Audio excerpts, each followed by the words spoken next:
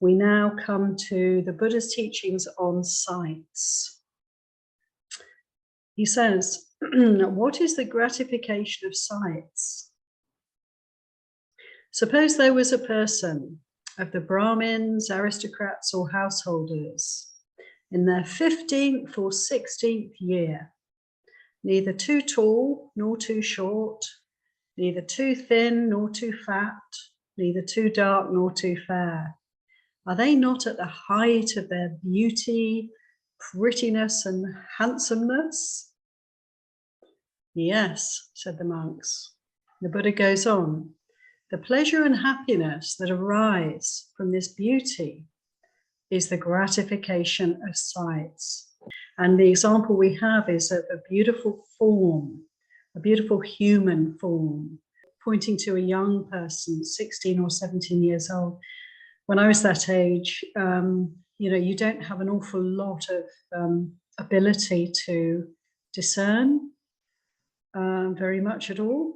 I mean, I thought I did at the time, but looking back, and how sort of vulnerable such a young person is, in fact. Attractive, healthy, young body, all sorts of kind of, dangers.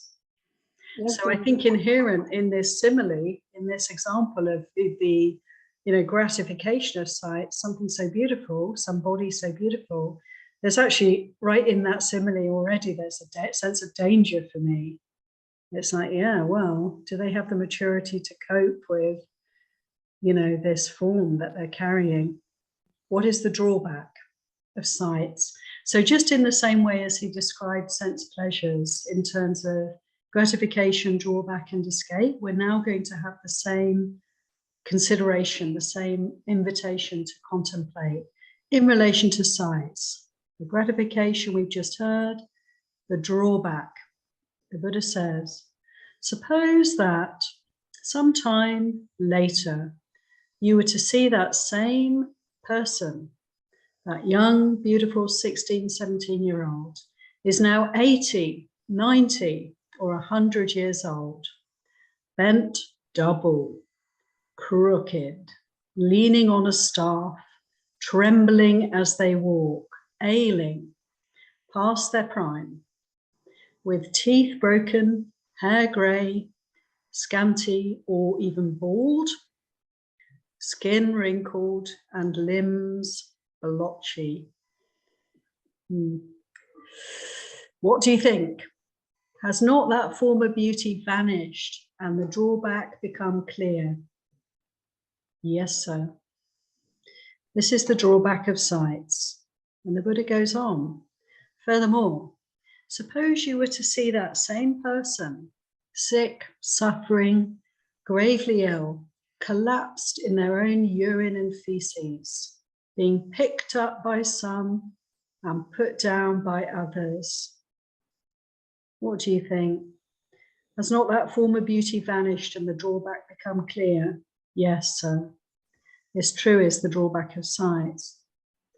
Furthermore, suppose that you were to see that same person as a corpse discarded in a charnel ground, and they'd been dead for 1, 2, or 3 days, bloated, livid, and festering. What do you think? Has not that form of beauty vanished and the drawback become clear? Yes, sir. This too is a drawback of sights. Furthermore, suppose you were to see the same person as a corpse discarded in a charnel ground, being devoured by crows, hawks, vultures, herons, dogs, tigers, leopards, jackals, and many kinds of little creatures. Furthermore, suppose you were to see that same person as a corpse discarded in a charnel ground, reduced to a skeleton, with flesh and blood held together by sinews, or a skeleton rid of flesh, but smeared with blood and held together by sinews, or a skeleton rid of flesh and blood, held together by sinews, or bones without sinews, scattered in every direction, here a hand bone, there a foot bone, Here a shin bone, there a thigh bone, here a hip bone, there a rib bone, there a backbone, there an arm bone, there a neck bone, here a jawbone, here a tooth, there the skull, and so forth.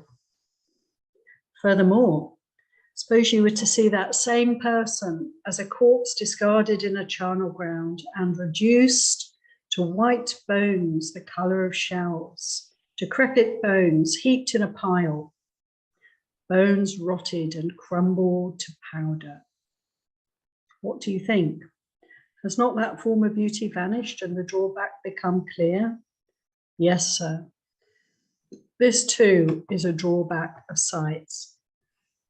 So the basically charnel ground contemplations, Maranasati, contemplations of the journey of these bodies, the inevitable trajectory of these bodies, each and every one of us. And it's very,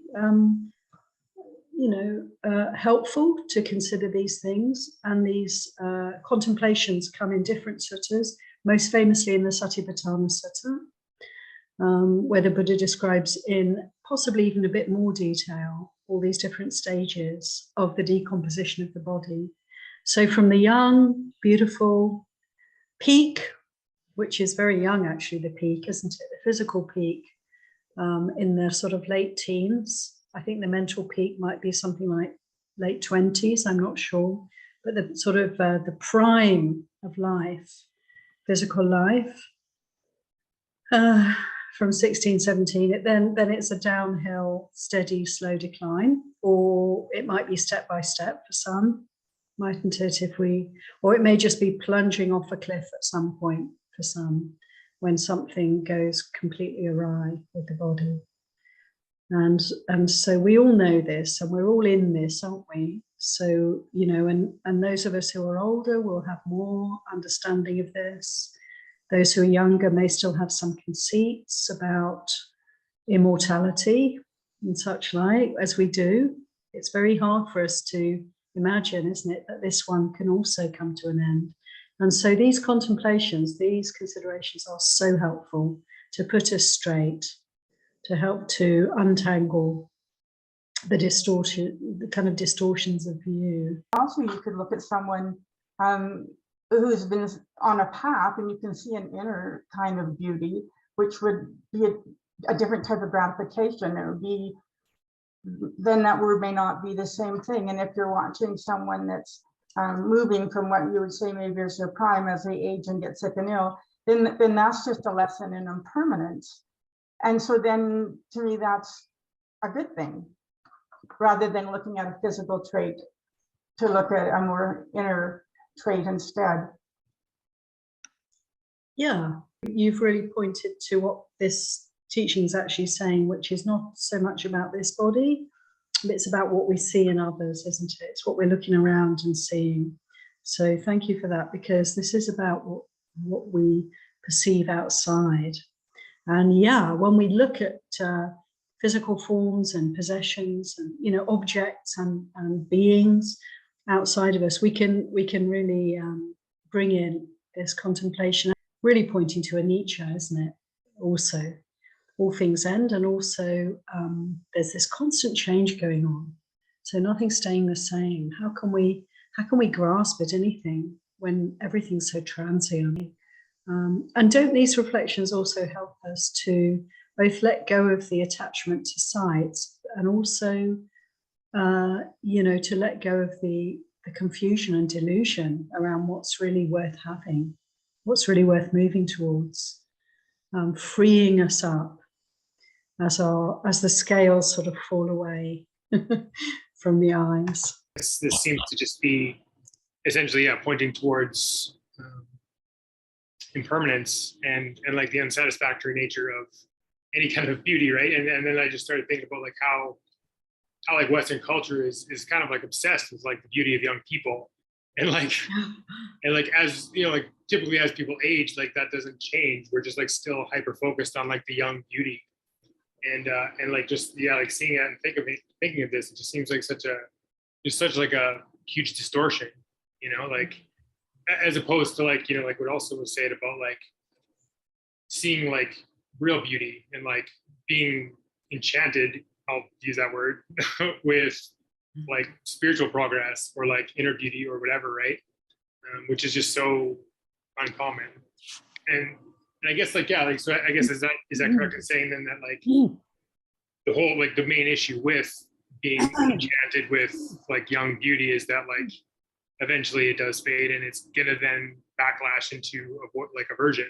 Yeah, disenchantment. All we have to do really is pay attention to the obvious, isn't it? It's the obvious signs of aging, sickness, and death all around us. All we have to do is pay attention. It's obvious, really, that, you know, there's nothing here.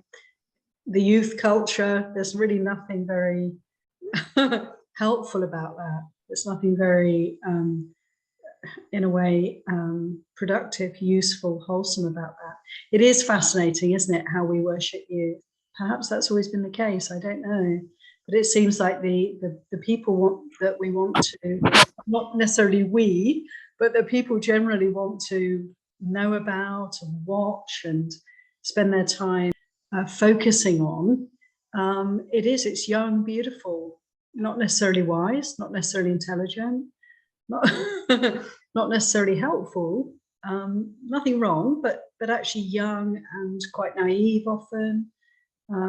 Beautiful people, and they'll be asked all their views about this, that, and the other, as if that was something that was helpful for us all to take in.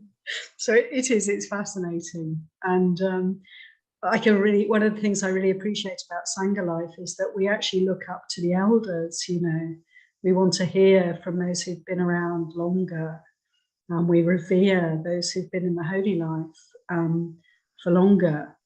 Because we assume that there is something very beautiful and precious and valuable about experience, particularly spiritual, attainment, spiritual endeavor. And to really make much of that feels like a very good thing. Feels like a very wholesome approach and way to direct our attention. So it's going in a different direction than the kind of youth culture all around us. So we've had the drawbacks of looking around, maybe getting attracted to certain things and then reflecting on their inevitable decline and change, culminating in ending, cessation, death. Let's go back to the Sutta and see about the escape. So what is the escape from sights? And again, one sentence. The escape from sights, the removing and giving up desire and greed for sights. This is the escape from sights. And the Buddha goes on, there are ascetics and Brahmins who don't truly understand sights, gratification, drawback, and escape in this way for what they are. It's impossible for them to completely understand sights themselves or to instruct another so that practicing accordingly, they'll completely understand sights. There are ascetics and Brahmins who do truly understand sights, gratification, drawback, and escape in this way for what they are. It is possible for them to completely understand sights themselves or to instruct another so that practicing accordingly, they'll completely understand sights. So again, the Buddha is really saying, well, if you pay attention to these teachings, you can get to understand these things, and then you can actually help others. You can teach others, you can be of value in that way. But many, including spiritual seekers, don't fully understand these things. So how can they help one another? And again, to fully understand sights, then we need to have this appreciation, I guess, of the gratification, the drawbacks, and the escape in relation to sights. We don't get to see bodies in charnel grounds bloated and festering these days, do we? Not very much. But if you go to India, you can, or possibly Thailand. I think possibly a number of places one could go, but we tend to kind of cover over, don't we, as much as we possibly can. We just have the curtains. You go to a cremation and the coffin goes behind the curtains, and that's the end of that. And I've been to a number of cremations where, as monks and nuns, we've been able to ask, you know, can we follow the coffin through, and just watching it going into the oven and kind of erupting into flames. And it's all very efficiently done, of course. It's all very quick, and also still very sort of sterile process, if you like. But to go to the burning ghats in a place like Varanasi or anywhere in India or Thailand or other countries and just watch the bodies burn naturally, it's very powerful, very helpful to contemplate these things. I found a website called autopsy.online that you can like watch live autopsies, and it's very confronting. So you're welcome for that gift, friends. Autopsy online. There you go, everybody. I hope you're all writing it down. I went to autopsies when I was a medical student, and quite challenging to go to autopsies. It's quite unpleasant on the sense level in many, well, almost every sense door actually is impinged upon, but very good to see again, very helpful for disenchantment. So we've had the gratification, the danger, and the escape in terms of sights. Feelings. The Buddha goes on, and what is the gratification of feelings? This is Vedana. It's when a person, quite secluded from sensual pleasures, secluded from unskillful qualities, enters and remains in the first jhana, which has the rapture and bliss born of seclusion, while placing the mind and keeping it connected. At that time, a person doesn't intend to hurt themselves, to hurt others, or to hurt both. They feel only feelings that are not hurtful. Freedom from being hurt is the ultimate gratification of feelings, I say. Furthermore, a person enters and remains in the second jhana, third jhana, fourth jhana. At that time, a person doesn't intend to hurt themselves, others, or both. They feel only feelings that are not hurtful. Freedom from being hurt is the ultimate gratification of feelings, I say. How beautiful is that? So this is the highest way in which we can experience pleasant feeling, the most exquisitely delightful, pleasant, blissful, peaceful feelings that can be experienced by any of us are those feelings that we experience through meditation practice. So that's very powerful, really, isn't it? To appreciate. There's no sense feeling, no bodily feeling that can compare in any way whatsoever with the pleasant feeling that one can experience through meditation practice. And specifically, the Buddha's pointing to the samadhi practice, the one-pointedness, the immersion, the focus, the stillness and peace of jhana practice. So this is the mind that's kind of freed up from the sense realm, that's no longer kind of paying attention to the rather coarse, by comparison, rather gross physical experiences of pleasure, pain, or neutral feeling. Let's go on and see what the drawback is in relation to feelings. Just this, the drawback of feelings is that feelings are impermanent, suffering, and perishable.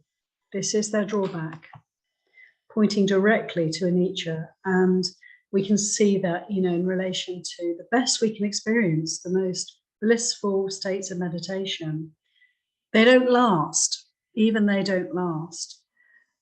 We can't hold on to them. If we do, we suffer enormously.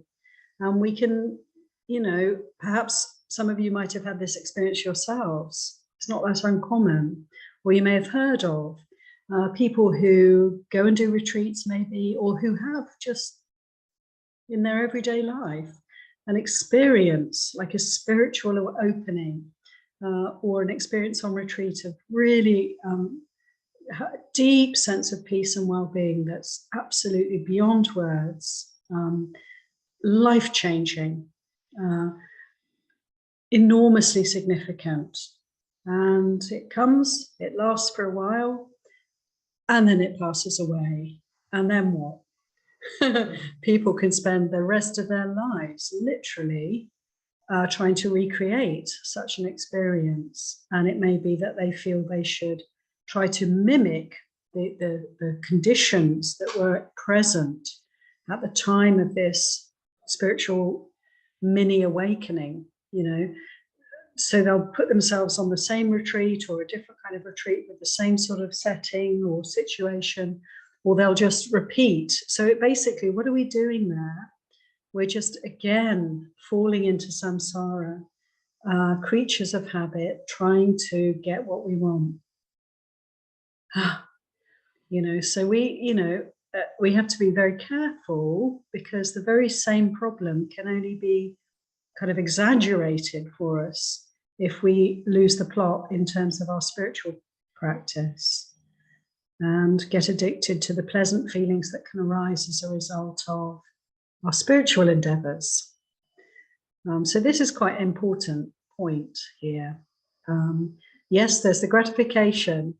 Even jhana practice has its drawback, which is that it doesn't last.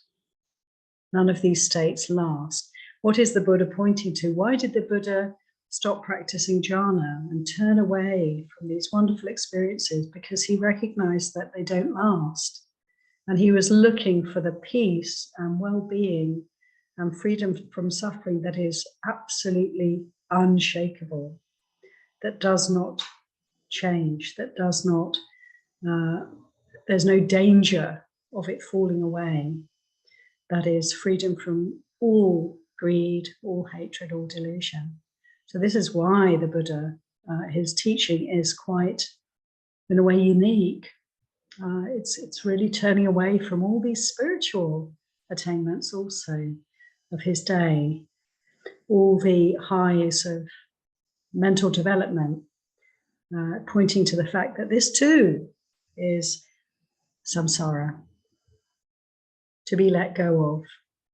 It's kind of interesting, because you're saying that you can get attached, like if you come from a retreat or just your own practice, and the feeling that you have is so wonderful, and you want that feeling back, and it's part of what motivates you to stay on the path. And that idea that it's not lasting. But that is, I don't know, is it wrong to want that back? I remember one time after meditating, I just felt so full and light and peaceful. And that stayed with me actually for months. Just, there was nothing else but the way I was feeling. And then it left unexpectedly.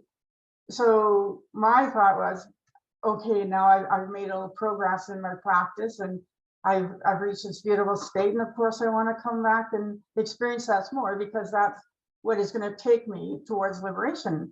So I don't know where that balance is between letting go of the sense pleasures or the gratifications, because definitely there was a gratification in feeling those sensations and peace from my practice. And so that's something I want to hold on to and go further with. Yeah, totally. I'm sure we can all relate to this. It's a kind of dilemma, but it's not necessarily a dilemma, because one can have very insightful and really life-changing experiences where there can be a mental, kind of shift, kind of opening, or I don't know how we describe it, some sort of insight that changes everything and feels very profound and meaningful. And as you described, sometimes one can then experience really profound peace and well-being that just lasts for a significant time. No hindrances coming in, no disquiet, no distraction for quite a considerable time. And then slowly, you know, these things fade, and we can feel that we're kind of taking steps back, but of course we're not. And, you know, the opportunity, the Buddha was very clear about how we can basically use whatever experiences we have for liberation. So to extract understanding from these experiences, we can review afterwards, and we can notice what happens to the mind after an experience that's, one could say, is like a sort of one of bliss or peace or spiritual opening or something like that. What happens next, and how's that? And can we review the insight that we had, and can we then apply that to our practice and so forth? So there's work to be done. The important thing, to avoid it being a dilemma, to avoid it being a problem, is not to hold on, you know, to be willing to let go and move forward, and not try. Notice if we're trying to recreate something, and let go of that, and just be willing to relinquish the sense of any kind of control over these matters. One time I was told by a monastic, describing an experience, and he said, well, how did you get there? And then he said, go back to that point and follow it to like a roadmap and come back to where you were. So in that sense of trying to recreate that, it's not letting go at all. It's that desire to get back to where you were, sort of what you felt, what you experienced. So that, to me, that's a little different than what you're saying. Yeah, I mean, I can appreciate his advice to investigate what was happening, what were the causes and conditions. How can you see cause and effect here? Can you learn from that? You know, just that much. That would make sense to me. But as you say, yeah, to try to, you know, just when the mind's going into the past, we can notice, oh, the mind's going into the past. Oh, let's bring it back to the present moment. You know, and it's as simple as that, really. And we tend to hanker after things that are pleasant. Well, that's very natural. We can observe that and let go of that movement towards the pleasant again and again, and in whatever respect. Of course, the Buddha here, in relation to feelings, he's giving us the peak experience of jhana, but we can apply this, of course, to any kind of feeling whatsoever. And it's the pleasant ones we'll tend to want to recreate. The unpleasant we automatically shun, and we can observe that and let ourselves not be pushing away the unpleasant. And so we can apply this to any kind of feeling, this teaching. Notice the gratification, notice the danger, and understand the escape. My first retreat was just like a quick one, I guess a while back now, but I got to, I don't know, I didn't know anything about anything then, so I didn't know what was happening, but like now I recognize jhana states, and totally like beginner's luck. I was like super novice, but I was like practicing ardently, you know, like I was there and had one of those experiences, you know. But then when I left, as you say, like I didn't know anything about anything, so I was like, well, now I'm enlightened, so this is gonna last forever. And then of course, like, you know, a couple days later, when everything started getting normal again, and then and the teacher at the time, you know, I went back to this retreat year after year, yeah, every September for like 6 more years, hoping. And they were like, some of them were so unpleasant, because I wanted it so bad. And, you know, my teacher, Howie, at the time, he's like, yeah, you're carrying the corpses of past retreats. And I was like, oh man, they're heavy. Those are heavy corpses. I don't need that. And so now, like, you know, I've reached some states like that again since, but not when I was trying. And and now I just recognize to use them for, you know, building faith, right? Like to see, like, this isn't what I'm trying to like hold on to, but like this is what's possible, like in a deeper sense, and to try and use that. Because for a while then I thought I should, like, you know, kind of like push that experience away and not regard it as anything good or useful. But like yeah, now I can use it in a more wholesome way, I think. For so many people, I've heard this, and it was true for me, that the first retreat, wonderful, absolutely wonderful, hooked. Then we're hooked, you see, aren't we? So the Dharma, the universe is very benevolent for us, because we get hooked because it's so great, the first little bit of experience of meditation, and then the dukkha hits the fan. And because we have enough faith, we have enough we've been hooked in a good way enough, we're going to keep going, we're going to keep persisting, because we've developed enough faith through that pleasant, one could say, that easeful experience. And that's the case for a lot of people. I find that very interesting. It's as if the mind has these layers, and the Dharma is so kind of attractive. It's leading us inward, it's come and see. It has that quality. It draws us in. But once we're in, then there's the space for the actual reality to manifest for us, and we can handle it then. So I think that's really beautiful. And as you say, yeah, that's the right attitude you described. If one has a pleasant, a peaceful, a blissful, a raptureful experience, if one experiences jhana, what do? We learn to let go. Don't seek these kind of experiences. Just allow whatever is present to be present, and don't try and manipulate reality. It just leads to more suffering. So this is beautiful. And then, yeah, these experiences can take us by surprise, can't they? When we're really letting go, we do get the encouragement when we need it. We recognize that. And when we don't need it, well, we don't need it. We just keep doing the work. I've been always confused about how the doorway to Nibbana has been wisdom and not the jhanas. And I think that in part comes from Hinduism, where everybody talks about samadhi. And I think what they're actually referring to are these jhana states, but nobody says anything beyond that about how to get to nirvana, like in Hinduism. So as we're talking today, I kind of figured out why I feel that way. And I think it's because I'm so conditioned into feelings, and thinking that feeling good means that it must be good and I'm heading the right way and it's going to give me the result I want. And yet so that seems kind of pretty obvious to me, but I'm kind of puzzled about how wisdom can change you in a way where you don't come back. So it's also, I'm very puzzled by how you can have these really high jhana states, but that not mean anything, and that somehow wisdom means more. So it's just a very half-formed idea. So I wasn't sure if I should even wanted to bring it up, but I'm just very confused about the whole thing. This confusion goes right back to the time of the Buddha. And yeah, the Hindu tradition, Hinduism was the religion of the day.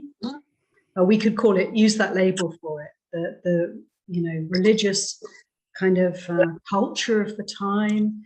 One gets the impression that, at least for a certain number of spiritual seekers, the pinnacle of spiritual success was the ability to practice jhana, to have a very still and peaceful mind.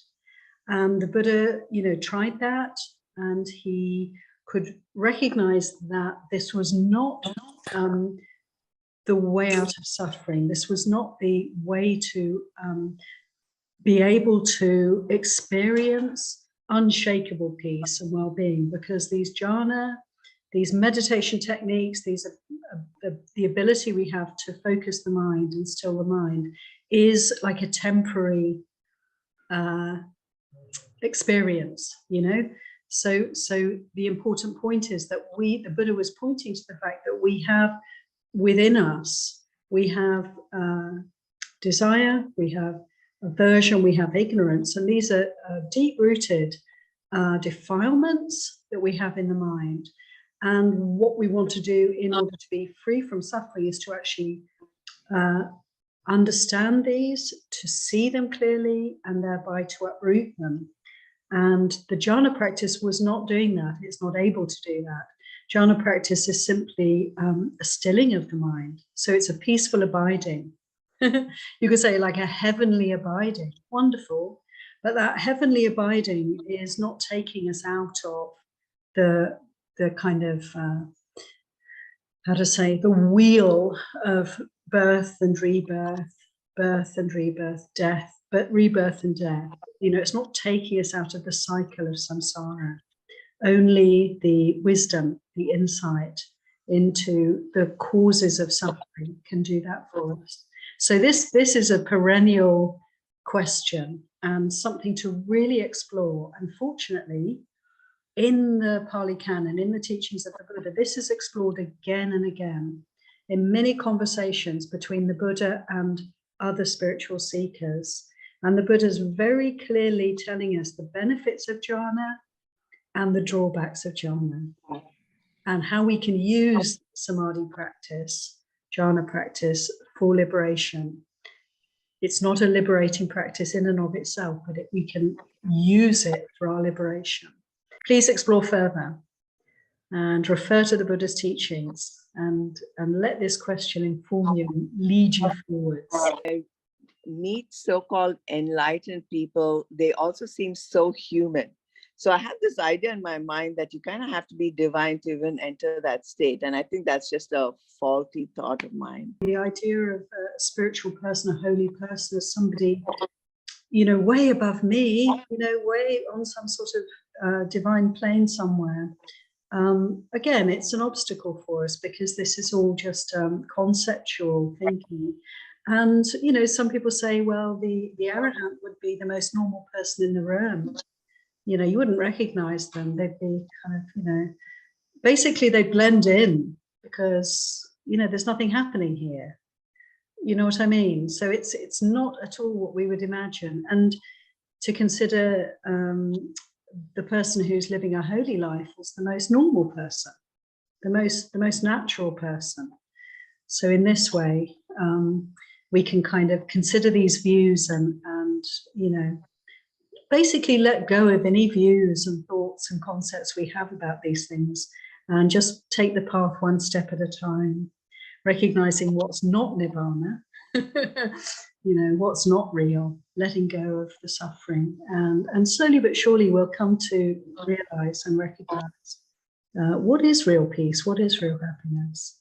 Jhana states are obviously tranquil mind, etc., but their usefulness in actually getting to vipassana, which is the actual seeing of how things are. That's the tool to use to get to that point. From the ability to have that kind of concentration allows a person to then further investigate into the actual nature of reality. And that's the key point. The Buddha, in his pathway, went to the two best teachers of the time, and they each only took him to the above the fourth jhana until and then the last one that he studied with went to the very what is it, the eighth or whatever, and he knew that wasn't enough, and then he went off and, you know, further knew that he had to seek beyond that point. It was not, the jhanas were definitely not going to get him where he was trying alone. We're not going to get him to where he wanted to go. Jhana is a tool. The Buddha recommended it, the pleasure that can be attained through that, but that it's a tool. It's just, it's not in and of itself the end. There are many occasions in the suttas where somebody is listening to a Dhamma talk and they become an arahant as they're listening to the talk. And also the second example is in Sabbasava Sutta, Majjhima Nikaya number 2, where the Buddha is saying, by reflecting on the Four Noble Truths, suffering, the cause, the way out of suffering, the end of suffering. By reflecting again and again on the Buddha's teachings on the Four Noble Truths, people become fully liberated. So this is really interesting, isn't it, to see how actually there are all different kinds of people, and the Buddha told us about the kind of different categories of people. Some people find the path just takes them through jhana. Wonderful tools then that one can apply to developing wisdom, to letting go, to seeing clearly. And other people didn't experience jhanas at all, perhaps, but they became fully liberated through applying wisdom and insight and contemplating the Dhammas. So we talked about the drawback of feelings, which is that they are impermanent. We talked about the jhana and the drawback of jhana practice, which is its addictive, potentially addictive quality, and of course that it is also impermanent. All these experiences are impermanent. And what is the escape from feelings? Removing and giving up desire and greed for feelings. This is the escape from feelings. And I think we've managed to discuss this quite fully, which is wonderful. And the Buddha goes on, there are ascetics and Brahmins who don't truly understand feelings, gratification, drawback, and escape in this way for what they are. It's impossible for such people to completely understand feelings themselves or to instruct another so that practicing accordingly, they will completely understand feelings. However, there are ascetics and Brahmins who do truly understand feelings, gratification, drawback, and escape in this way for what they are. It's possible for them to completely understand feelings themselves or to instruct another so that practicing accordingly, they'll completely understand feelings. Now that is what the Buddha said, satisfied, the mendicants were happy with what the Buddha said. So how beautiful. So this sutta, the gratification, the danger, and the escape in relation to sensual pleasures, in relation to sights, and in relation to feelings. And how is it that we can fully understand feelings? We can fully understand feelings by letting feelings go, by letting go our desire, our aversion, and our confusion in relation to feelings. Please take this sutta away with you. Let it illuminate your practice. Let it inform your life. And may we all keep stepping inexorably on the path toward Nibbana.